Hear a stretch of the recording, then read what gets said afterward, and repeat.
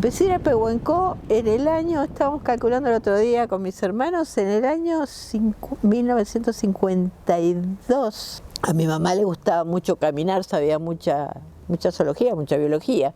Y bueno, juntábamos caracolitos y también encontrábamos huesos fósiles, que bueno, lo único que distinguíamos eran placas de gliptodonte, después otros huesos o dientes no sabíamos lo que era. Y en el garaje ese de Pehuenco tenía arriba una terraza y encima después estaba el tanque de agua que tenía una escalerita chiquita que podía subir arriba del tanque de agua. Y abajo había un huequito que poníamos los fósiles y decíamos que era el museíto.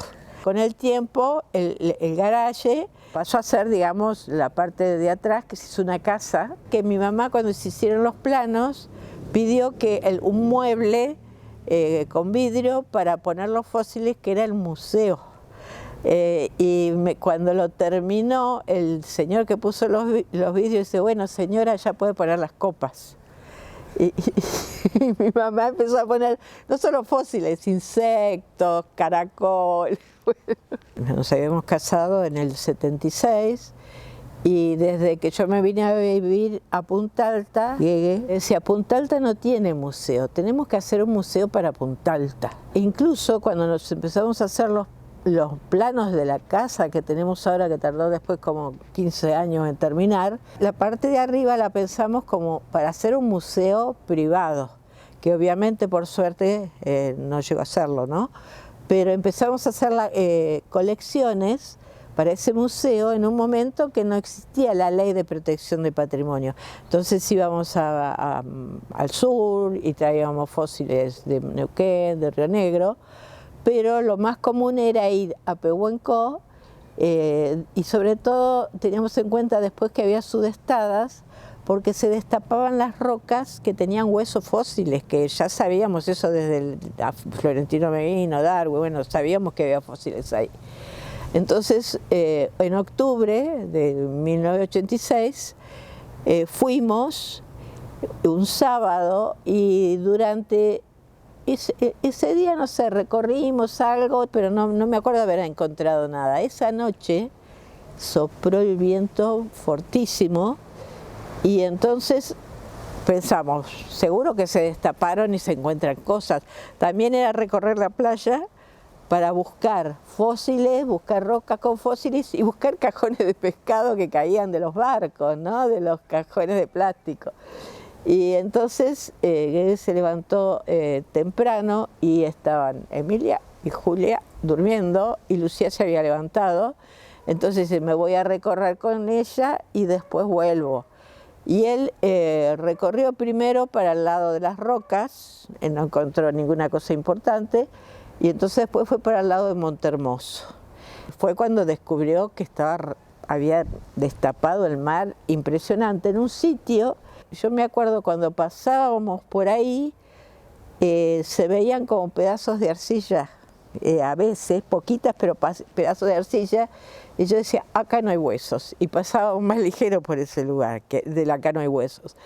Y bueno, y ahí se había destapado muchísimo de yacimiento de huellas impresionante, y entonces me vino a buscar y fuimos todos, y fue ahí que, bueno, fueron una maravilla, porque había pisaderos de megaterio, había huellas de guanaco, había un montón de cosas, de aves. En realidad nosotros sabíamos que en Montehermoso, hacía muchos años, el profesor Casamiquela había descrito una rastrillada de un perezoso. Y él tenía la idea de que podía haber del lado de Pehuenco, no es que fue una cosa del todo inesperada, pero no eso que realmente era impresionante, ¿no?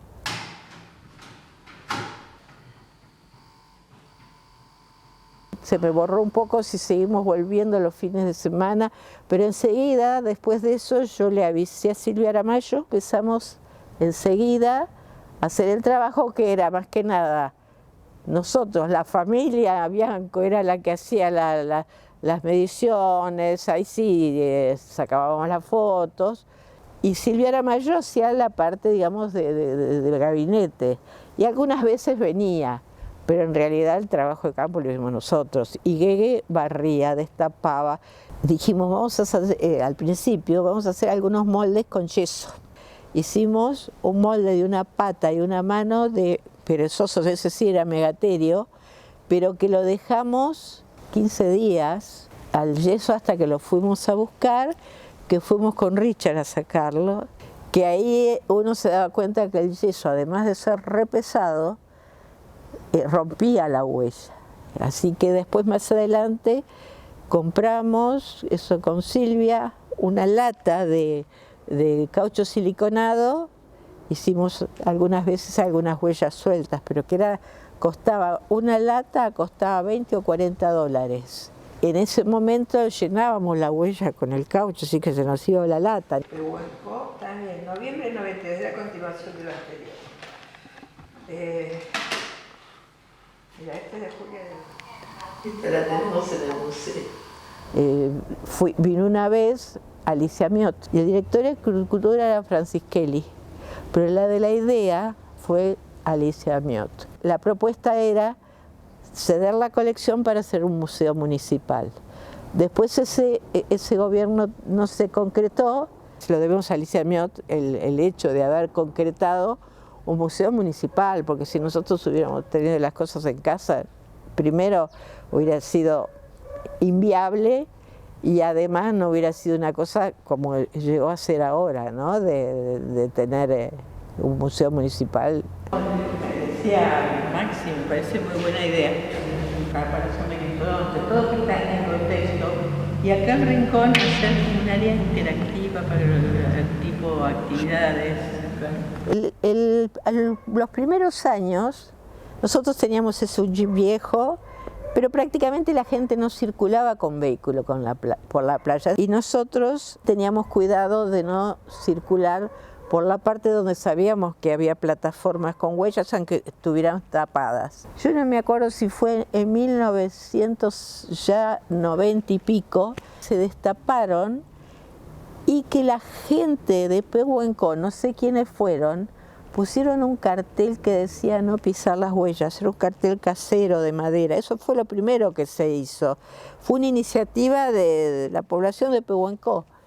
Pero ahí empezamos a tomar conciencia, más que nada desde el museo, que la circulación de vehículos las estaba destruyendo. Empezamos, ya ahí con Ricardo Caputo, nos presentamos a un concurso de una fundación que se llama Fundación Antorchas. Pedimos dinero para hacer carteles que sean ilustrativos, unos educativos y otros de advertencia. Y esos carteles los empezaron a romper, tiraban tiros, se acercaban con el vehículo hasta leer y pisaban las huellas.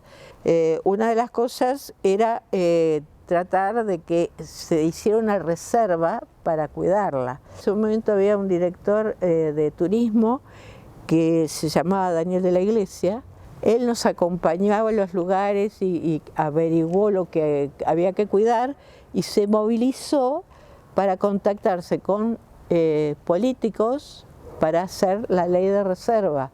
Ese proyecto lo presentaron en diputados de la provincia, el proyecto pasó de diputados a senadores, pero en senadores la cajonearon, es así que cayó la ley. Ricardo Caputo decíamos, ¿qué hacemos ahora? Decíamos, vamos a hacer moldes de las huellas más importantes porque se va a destruir todo y esto va a quedar, por lo menos que quede para el futuro, los moldes. Y habíamos hecho un proyecto en la época que era el cambio 1 a 1, que era de 500.000 pesos. ¿Y ahora de dónde sacamos la plata?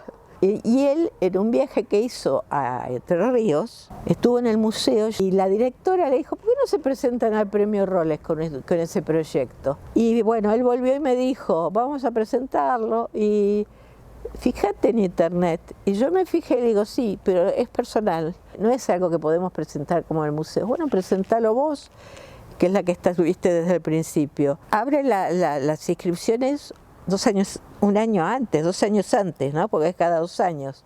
Faltaban 2 meses para que cierre el concurso de ese año. No daban $500.000, daban $100.000.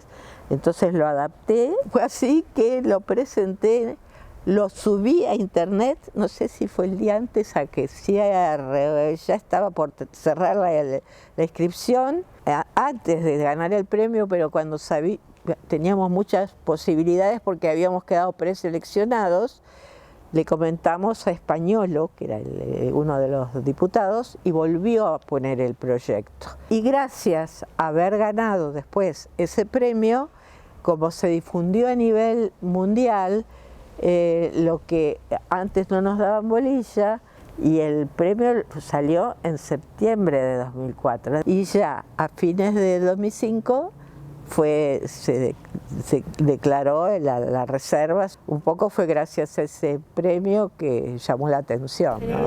Primero vemos porque yo como tengo algo con animaciones y todo por ahí. No hay ningún problema, Teresa. ¿Tiene HDMI?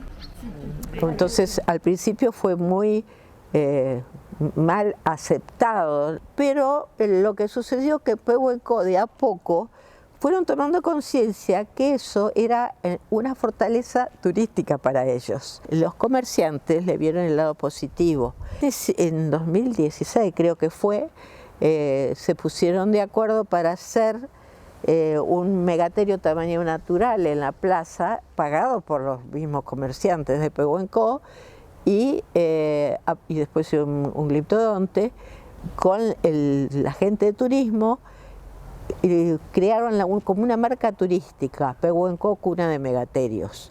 Y uno ahora va a Pehuenco y ve muchos lugares que usan ese tema como un recurso económico. Si bien hay una parte negativa del hecho de que viene más gente y desde el punto de vista de los que dependen las autorizaciones para las construcciones, permitieron una serie de desarrollos inmobiliarios en lugares que están provocando mucha erosión en la costa. Digamos, el posicionamiento y la valoración de la reserva, hay mucha gente que si va ahora se va a dar cuenta de un cambio muy grande en ese aspecto, ¿no? Algo interesante para decir también es que relacionado con las huellas indirectamente está Darwin. El primer sitio que pisó del actual territorio argentino fue Punta Alta, pero luego, en mi primera vez que pasó por acá en 1832, también estuvo en Las Rocas y ahí encontró fósiles también, pero los primeros fósiles los encontró en Punta Alta, y para él venía con las ganas de encontrar megaterio. El megaterio ya era conocido desde el Virreinato de Río de la Plata, pero estaba en el Museo de España. Y su sueño era encontrar un megaterio, y de hecho encontró pedazos de mandíbula de megaterio acá en Punta Alta. Y al año siguiente de descubrir las huellas vino el bisnieto de Darwin, Richard Keynes, que estaba reeditando el diario del viaje del Beagle. Lo llevamos a Las Rocas, porque ahí había estado su bisabuelo, pero también le mostramos las huellas de megaterio y dijo: Charles se hubiera vuelto loco si veía estas huellas, ¿no? Así que están relacionadas.